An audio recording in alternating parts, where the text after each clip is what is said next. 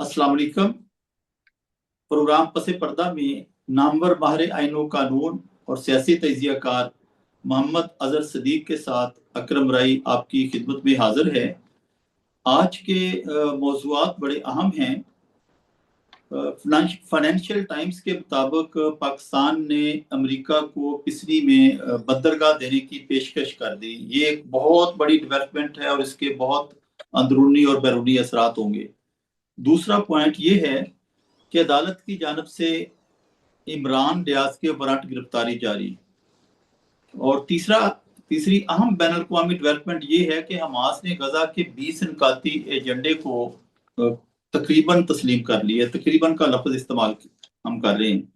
और चौथा नुकता ये है कि आज़ाद कश्मीर में एक इनकलाब की सी कैफियत है। लोग सड़कों पर ये ना खुशी से घूम फिर रहे हैं कि हमारे मुतालबात रियासत मानने पर मजबूर हो गई है। पांचवा नुकता यह है कि इंट्रा पार्टी इंतखाबात के हवाले से इलेक्शन कमीशन ने कहा है कि उसे ये इख्तियार दिया जाए कि वो बराह रास्त अपनी निगरानी में करवाए, जैसे वो कौमी सूबाई असम्बली सेनेट के इलेक्शन करवाते हैं। सर, सबसे पहले ये फाइनेंशियल टाइम्स ने सर जो खबर ब्रेक की है कि पिसरी में बंदरगाह की पेशकश कर दी है पाकिस्तान ने अमेरिका को, उससे कोई तकरीबन 140-45 किलोमीटर दूर ग्वादर की बंदरगाह है और पिसरी से कोई 300-350 किलोमीटर दूर चाबहार की बंदरगाह है। ये क्या ये ना बनने जा रहा है हमारे खित्ते में, बलोचिस्तान में ये क्या सूरत हाल बनने जा रही है? बहुत शुक्रिया जॉय साहब। मैं वापस वहीं पर लेके आता हूं। मैंने क्या कहा था, सितंबर जो है वो सितमगर होगा। ये सितंबर में आप देखिए कि सारे के सारे मामलात आप देख रहे हैं सितंबर के अंदर ही हो रहे हैं। और जी अभी तो ये कुछ चीजें खुली हैं ना, 20 निकाती एजेंडा या अमेरिकन ताल्लुकात के हवाले से, इससे भी बहुत सी चीजें और हैं जो सामने आ जाएंगी आपके। आहिस्ता जी आहिस्ता आएंगी चीजें। इसके दो पहलू हैं, एक नेगेटिव पहलू भी है, एक पॉजिटिव पहलू है। ये फाइनेंशियल टाइम्स ने, राइटर्स ने भी ये खबर दी है। ये जी राइटर्स ने भी खबर बकायदा दे दी। और इस बात वो लिखते हैं कि हमने कोशिश की थी कि अमेरिकन रेलेवेंट लोगों से रब्ता किया जा सके और पाकिस्तानी लोगों से। और वो बराह रास्त, यानी जो वो लिख रहे हैं वो फील्ड मार्शल जनाब सैयद आसिम मुनीर साहब के हवाले से वो बात कर रहे हैं। और सवाल जो है ना, यानी ये ऑफर तो बड़ी जबरदस्त है। मैं इसको ये कहूं कि नहीं, डेफिनेटली अगर कोई इस तरह का बंदरगाह बनती है तो जिस तरह दुबई डेवलप हुआ है, तो हम तो बड़े अरसे से कह रहे थे कि ग्वादर और ये सारा एरिया उसी तरह डेवलप होना चाहिए। और उसका इम्पैक्ट, और ग्वादर की बंदरगाह अगर देखा जाए वो डीप सी है और एडवांटेजेस बहुत फायदे हैं। और पूरी पूरी दुनिया के अंदर वो एक तरह से दुनिया दुनिया की दूसरी बड़ी डीप सी है अमेरिका। अमेरिका में फ्लोरिडा में, और उसके बाद ये ग्वादर की बंदरगाह। अब देखे ना यहाँ। और लेकिन हमने, जैसे मैंने आपको उस वक्त कहा था कि हम सी पैक और वन बेल्ट वन रूट को, रोड को ना उस तरह एडवांटेज नहीं ले पाए। हालांकि वो बहुत बड़ा प्रोजेक्ट था और चाइना के बड़ी कोशिश की, लेकिन मसाइल कुछ और है, इश्यूज कुछ और है। और इस अब ये ग्वादर बस जो बात बंदरगाह है के ना, मंसूबे को नाकाम बनाने के लिए ही तो बलूचिस्तान में शोरिश फैलाई जा रही है। देखिए ना, अब वही समझे ना उस बात को, उसको साथ जोड़े ना चीजों को।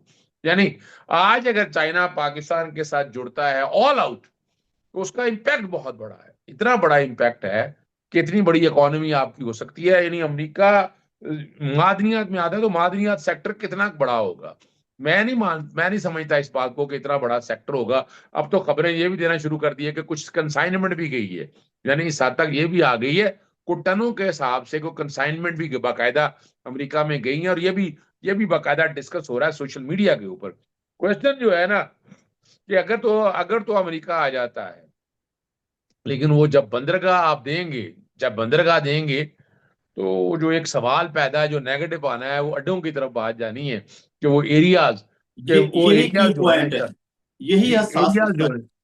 है एरियाज जो है ना, यानी यानी कुछ लोगों का ख्याल है कि मादनियात देने के हवाले जिन कंपनियों को देंगे, जिस एरिया में वो जाएंगे, वो आप उसमें इंटरफियर नहीं कर सकेंगे, तो वो एरियाज उनके जेर तसल्लुत होंगे।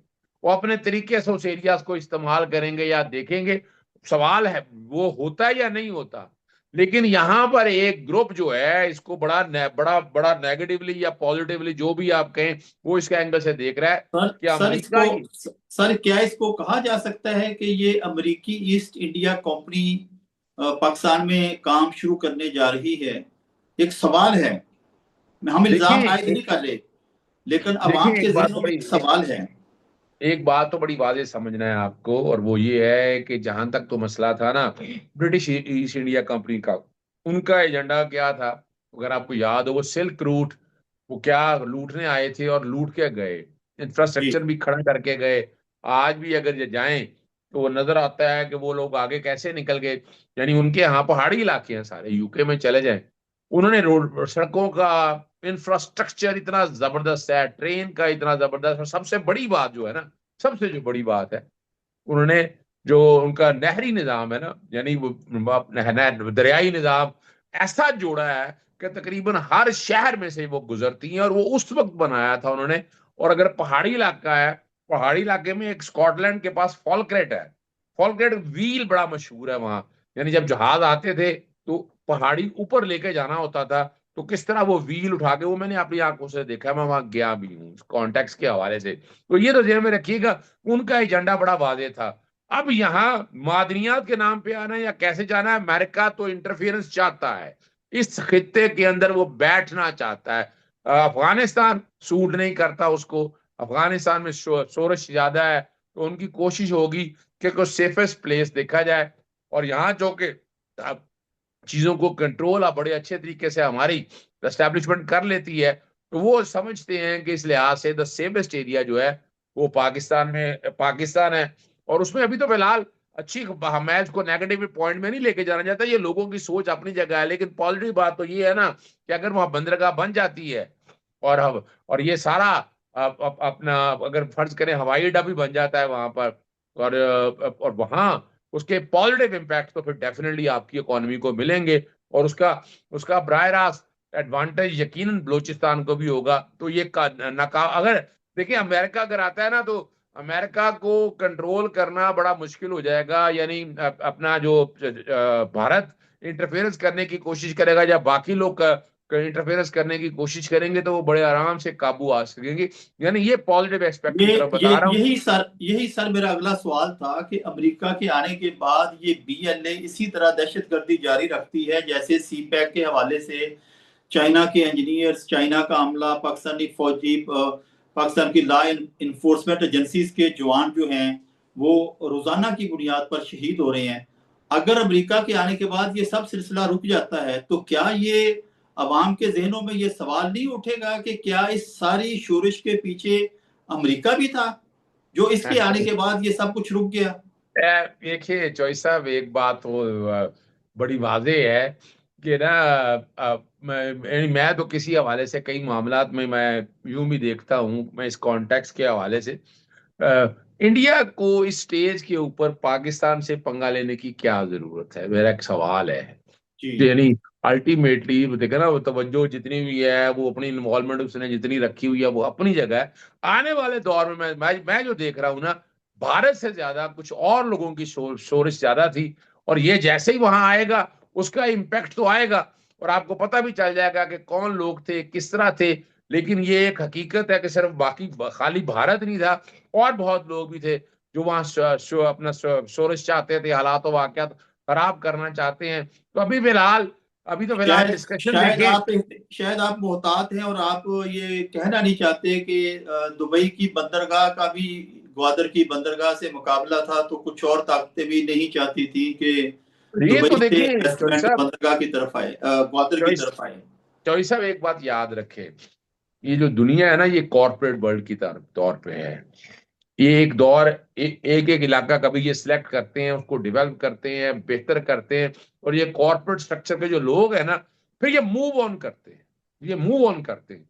अब मैं जो समझ रहा हूँ कि दुबई में पिछले दिनों से जितनी इन्वेस्टमेंट हो रही है, इतनी इन्वेस्टमेंट हो गई है, मैं तो नहीं समझता कि वो इंफ्रास्ट्रक्चर इतना संभाल सकेंगे, बहुत मुश्किल काम है। देखिए ना, उस सारे को अगर चलाना है तो इंडस्ट्री कैसी है वहां पर, यानी देखे ना, अगर आपको चलाना है सर्विसेज की तरफ चले गए हैं, देखिए या अपना सर्विसेज की तरफ चले गए हैं, और वो जिस तरह से वहां पर इतनी इन्वेस्टमेंट हो गई है, तो कोई ना कोई तो कॉर्पोरेट वर्ल्ड ये भी तो चाहता है ना कि उसके पैरेलल ये ना हो कि टोटल सारे का सारा वहां चला जाए और उनका कंट्रोल खत्म हो जाए।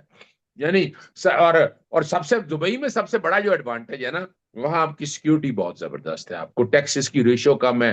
पाकिस्तान में आने से तो हर कोई डरेगा कि यहाँ सिक्योरिटी के मसाइल हैं, टैक्सेस की रेशियो ज्यादा है। आल्दो लेबर सस्ती है, लेकिन अगर हम देखा जाए बिजली बाकी जो इनडायरेक्ट चीजें हैं वो महंगी बहुत है। तो अल्टीमेटली अगर देखा जाए कि ये अगर आना है ना, अगर बनना है, तो जब अगर यानी फर्ज करें अगर हम फैसला कर लेते हैं कि अमेरिका नहीं आना है, जब अमेरिका यहाँ आएगा तो आसपास के जितने लोग हैं खुद ही डर डर जाएंगे, सहम जाएंगे कि नहीं भी ये बराह रास्त अमेरिका की इन्वॉल्वमेंट है।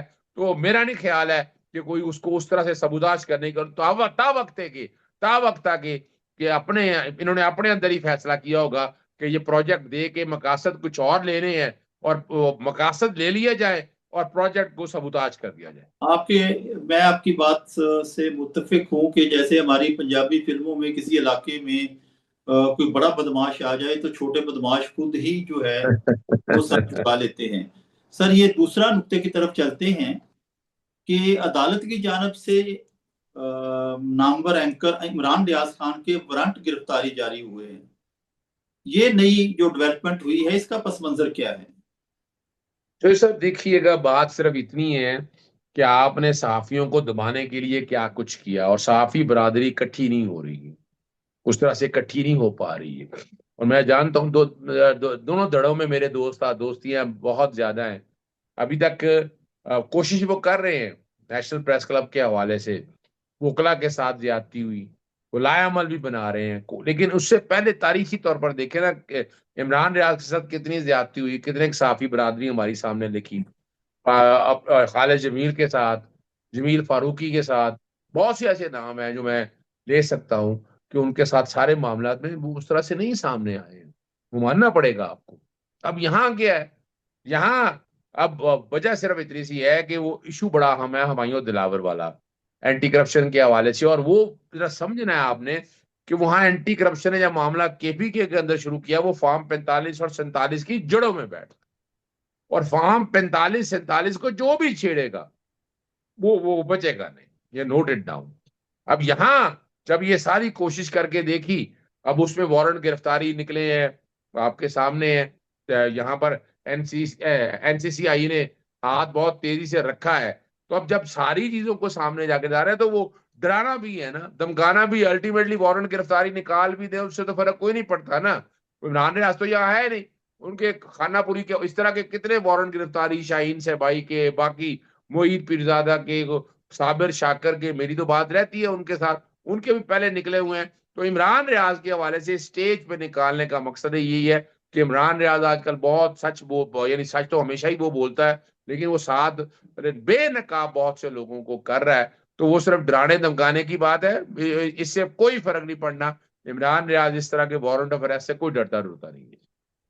सर, अगले पॉइंट की तरफ चलते हैं कि हमास ने सदर ट्रंप के पेश करदा अमन मंसूबे के जो 20 निकात हैं उनको कमोबेश तस्लीम कर लिया, जबकि मुबस्सरीन का अंदाजा ये था कि शायद हमास इनको तस्लीम करने से इनकार कर देगा। ये इतनी बड़ी चेंज कैसे आई सर?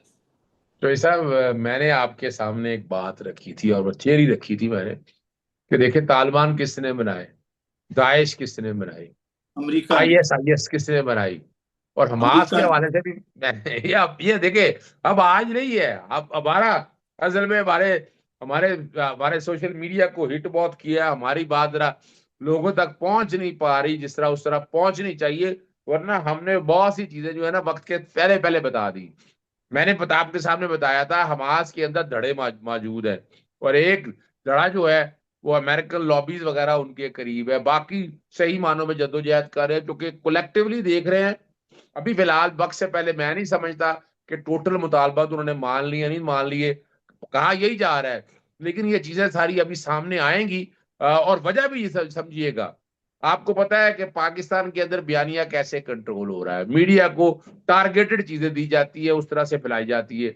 अब ये मैंने तो कोई ऐसा देखा नहीं कि हमास का कौन सा नुमाइंदा या ऐसी क्या बातें, जिस तरह भी ये बातें आई हैं सामने, वो बातें बड़ी वजाहत के साथ आने वाले दिनों में आ जाएंगी और पता चल जाएगा क्या है। लेकिन नई यहाँ मैंने एक डेवलपमेंट बात ये है कि सदर ट्रंप ने अपने जो एक्स अकाउंट है उससे हमास की आमादगी के हवाले से उन्होंने ट्वीट कर दी है, पोस्ट कर दी है। अब मेरा एक सवाल बड़ा सीधा सा है, भाई अपना हमास, डोनाल्ड ट्रम्प का हमास से कैसे राब्ता हो गया, एक ये सवाल है। ये बड़ी एक अहम सवाल, बात है, बड़ी और ये अहम बात। मैंने आपको क्या बात कही थी, वो तो आप मान रहे हैं ना। मैंने तो आपको कितने दिन पहले बता दिया था आपको ये वाला, आपको याद होगा। मैं भी टोटल हमास पे ट्रस्ट नहीं कर रहा था। मैंने कहा था अभी तो देखे ना, वजह क्या है। वजह है मुसलमानों को तोड़ना, और मैं आज फिर दोहरा देता हूं वजह क्या है। हमास मुसलमान चला रहे, तो हमास के सामने कौन सी फोर्सेस खड़ी होंगी, मुस्लिम फोर्सेस खड़ी होंगी। आमने सामने लड़ेंगी, नुकसान किसका होगा, मुसलमानों का नुकसान होगा। ताकत किसकी जाया होगी, मुसलमानों की जाया होगी। तो अल्टीमेटली जो है ना, वो जो उसमें अपना जैसे गुड हमास या बैड हमास के हवाले से बेटर सेंस प्रिवेल करेगी। उन्होंने कहा कि ये जो हमने लड़ाई मार कुटाई करनी है, तो उसकी बजाय अगर एमिकेबली चीजें सेटल डाउन होती हैं तो ये आसानी है। लेकिन बात फिर वो ये है, एक दोस्त आए हुए थे, तबलीगी मुबल्लिग हैं, मेरी आज उनसे मुलाकात हुई, ब्रेडफोर्ड से आए हुए थे। माशदी नाम है उनका, पूरा नाम नहीं मैं बता रहा आपको। और वो मुझसे पूछ रहे थे कि हम जब बरतानिया में हमास का नाम लेते हैं तो हमें तो बात नहीं करने दी जाती, तो हम क्या बात करें। मैंने उन्हें बड़ी वजाहत कहा, मैंने कहा 1967 की जो रेजोल्यूशन है वो बात करें, आप 1967 की पोजीशन पे लेकर जाए जो तय किया था। आज भी अगर हमास भी करना चाहता है, अगर ये सारे मामले 1967 की पोजीशन पे लेके जाए, हमारा तो मुतालबा बड़ा वाजे है। लेकिन मैं वक्त से पहले ये कहना, ये क्या है, ये पाकिस्तान ने यानी पूरी दुनिया के अंदर है कि इशू को मारना कैसे हो। पाकिस्तान के अंदर या बाकी ममालिक के अंदर ये गुफ्तगू शुरू हो गई थी कि 26 के नुकात जो है ना, वो हम नहीं मानते।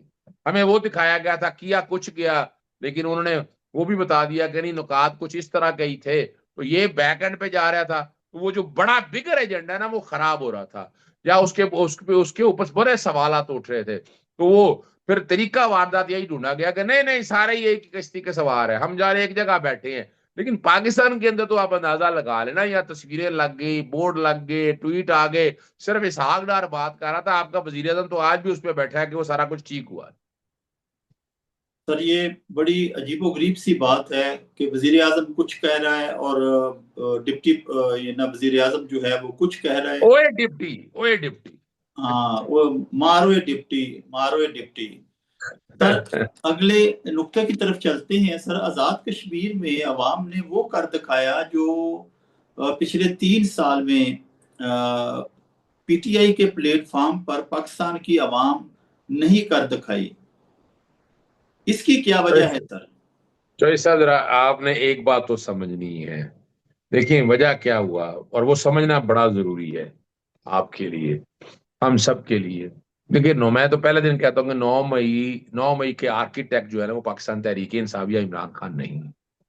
हमें ये नहीं, मैं किसी पे इल्जाम लगाना चाहता हूँ कि ये वजह क्या है, कि वो एक ऐसा ट्रैप था, वो एक ऐसा ट्रैप, यानी दुनिया निकलने के लिए बाहर तैयार बैठी हुई थी, डायरेक्शन गलत हो गई, लोगों को मोड़ उधर कर दिया गया, और उसका नुकसान हुआ। आज तक 9 मई के नहीं निकल सके आप, नहीं निकल सके आप। अब यहां क्या हुआ, यहां वो लोग इस तरफ नहीं गए, लोगों ने ना कोई ऐसी, उन्होंने उन्होंने देखे बड़ा इंटेलिजेंट मूव, जरा देखे क्या किया उन्होंने। उन्होंने वो तमाम जो पॉलिटिकल लीडरशिप है उड़ा के फेंक दी है, इतने मुंतखब नुमाइंदे, और कहा वो एक अपना एक ताजर, अब एक आम सा ताजर वो उठा, उसने पूरी कश्मीर को इकट्ठा कर ली। देखे ना, वहां फर्क क्या पड़ा। यहां क्या सर उसकी किया कि छोटी सी आपको, बेकरी है, छोटी सी बेकरी है उसकी। अब आप अंदाजा लगाए ना। और वो देखे कितनी बड़ी सोच, और इतने मुतालबात कमाल कर दिया उसने, ठीक है ना। अब उसके असबाब कह दे वो क्या है। सबसे पहली बात जो है ना, वो इत्तेहाद में ताकत है, इत्तेहाद में ताकत है। अभी एक बार और बता दूं आपको, पहले इससे पहले बताता चलो। जस्टिस अली जी बाजवा ने फैसला दिया है आज, और वो फैसले में क्या है कि अब कन्फेशनल स्टेटमेंट नहीं ले सकते आप। तो 9 मई की सारी जो प्रेस कॉन्फ्रेंस सारी वो क्या थी, तो समझे ना बात। यही फैसला पहले भी आ सकता था, जी पहले क्यों नहीं बिल्कुल, आया ये। बिल्कुल यहाँ, सही बात। तो यहाँ ये इत्तेहाद टाइमिंग, में जो है ना ये ताकत है। ये टाइमिंग बड़ी अहम है। अवामी नुमाइंदे कठपुतली सियासतदान से बेहतर एजाज संभालते हैं। अब पाकिस्तान तहरीक इंसाफ के अंदर भी तो कुछ ऐसे कुछ लोग बैठे हैं, मैं सारों की बात नहीं कर रहा, कुछ लोग बैठे हैं ऐसे, और हर मसले का हल फौज नहीं होती है, याद रखिएगा।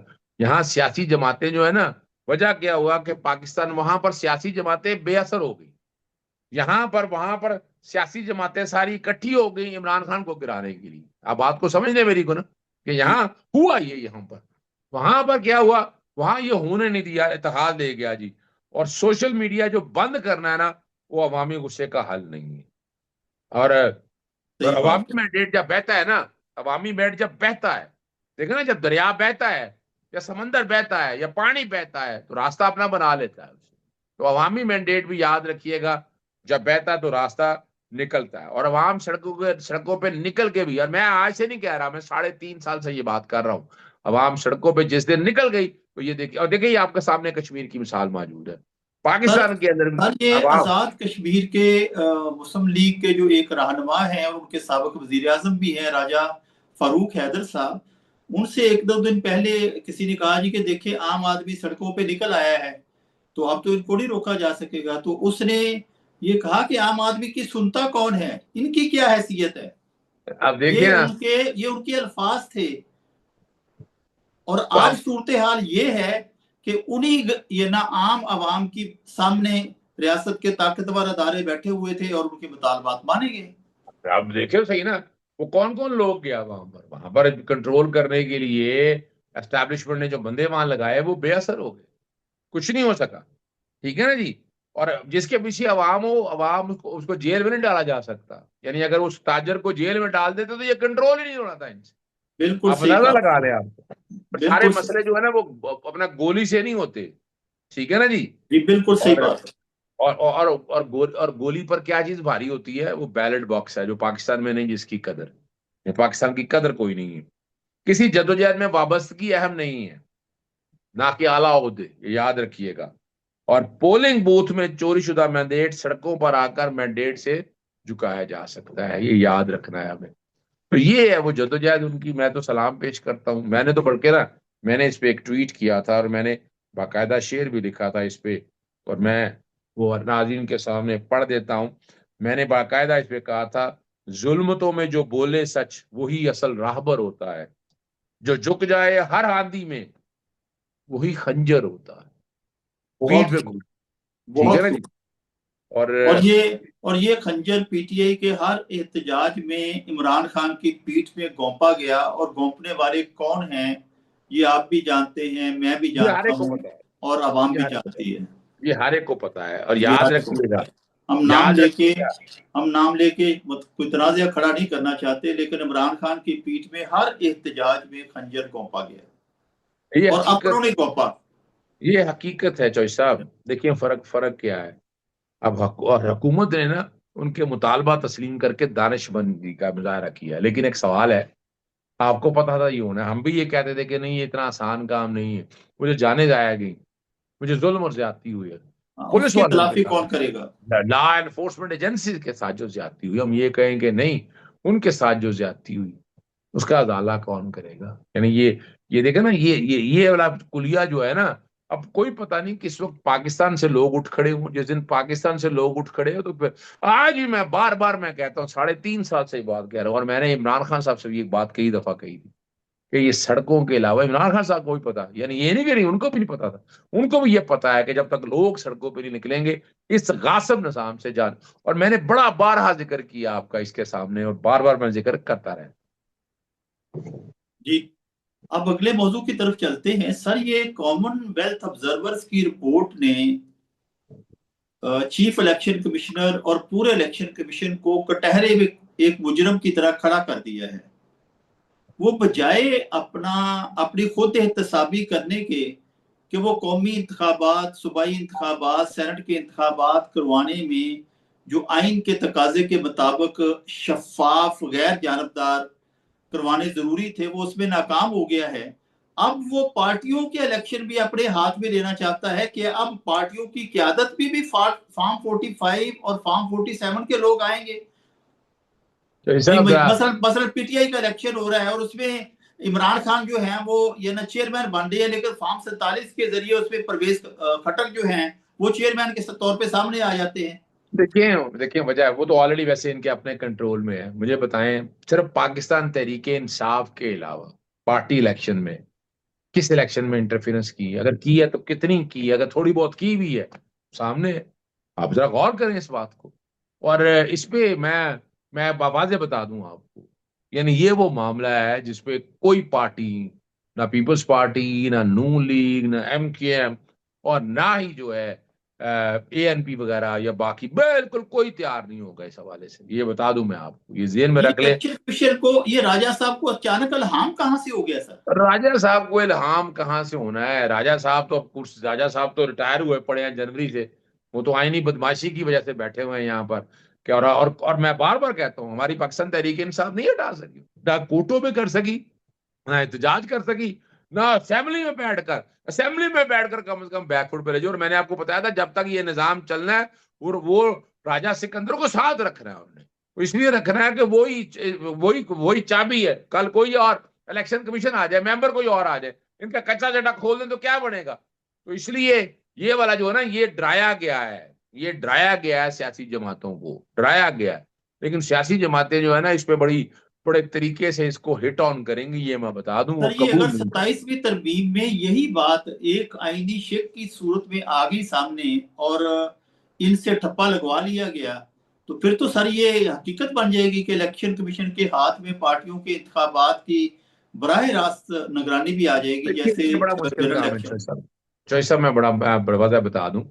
प्राइवेट मामलात में ये पार्टी जो है ना, प्राइवेट मामलात में इलेक्शन कमीशन को इख्तियार ही नहीं है।